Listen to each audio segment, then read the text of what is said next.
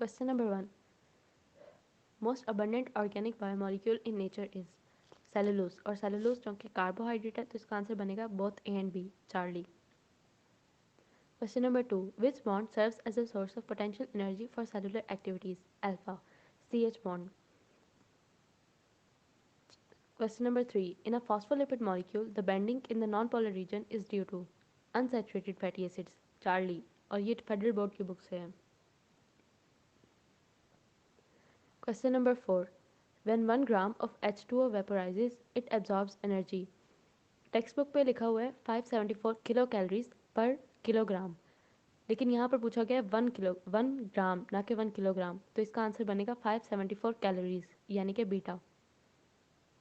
Next हमारे पास question number 5 है, which one is unsaturated fatty acid, तो इसका आंसर है stearic acid. Question number 6, nucleic acids have special affinity for basic proteins, ये text book की लाइन है। Question number 7, fibrous proteins are composed of primary structure plus secondary structure, तो इसका answer बनेगा both A and B. Question number 8, hydrophobic interactions are present in, hydrophobic interactions जो हैं वो quaternary structure में होती हैं, उससे पहले वो एग्जिस्ट नहीं करती, तो इसका हमारे पास ऑप्शन डेल्टा है।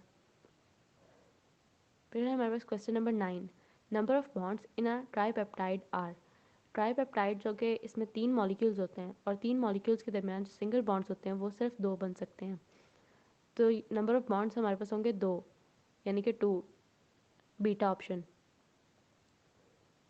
नेक्स्ट हमारे पास question number 10, beta chains of haemoglobin is composed of amino acids, beta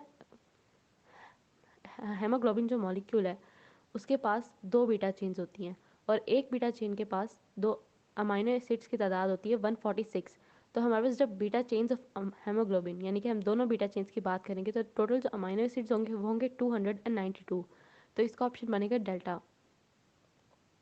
question number 11, major increase in pH affects enzymes by, जब इंक्रीज इन पीएच होता है तो सबसे पहले होती है इनएक्टिविटी ऑफ एंजाइम,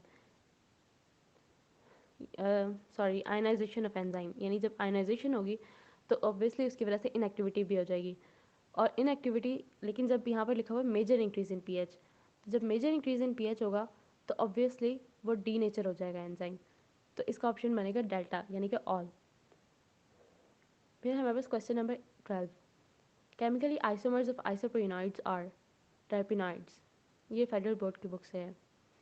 नेक्स्ट है हमारे पास है question number 13, most of the cellular secretions are glycoproteins in nature, ये टेक्स्ट बुक की लाइन है। उसके बाद है question number 14, non protein part loosely attach to protein part is called coenzyme. फिर हमारे पास question number 15, conversion of H2O2 to water and oxygen by catalase, catalase is an enzyme. फिर हमारे पास लॉन्गेस्ट आरएनए, लॉन्गेस्ट आरएनए होता है हमारे पास messenger RNA.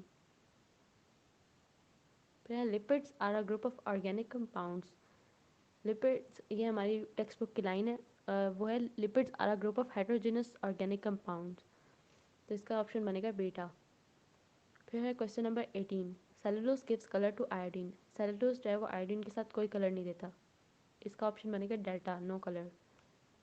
Question number 19, in breakdown of 1,6 bis phosphate ATP acts as a non competitive inhibitor for, इसका answer है Charlie, phosphofructokinase, और इसका लिंक जो है हमारे एंजाइम्स वाले चैप्टर में नॉन कम्पिटिटिव इनहिबिटर से निकलता है, और दूसरा जो लिंक इसका बनता है वो है बायो एनर्जेटिक्स में। और इसके बाद है question number 20, which one of these is not a nucleoside, इन सब में न्यूक्लियोसाइड कौन सा नहीं है, तो वो है एडिनोसिन भी न्यूक्लियोसाइड है, साइटोडीन भी न्यूक्लियोसाइड है, इनोसिन भी न्यूक्लियोसाइड है, तो सिर्फ एक एडिनिन बचा जो हमारे पास न्यूक्लियोसाइड नहीं है, तो हम इसका ऑप्शन होगा अल्फ़ा, एडिनिन।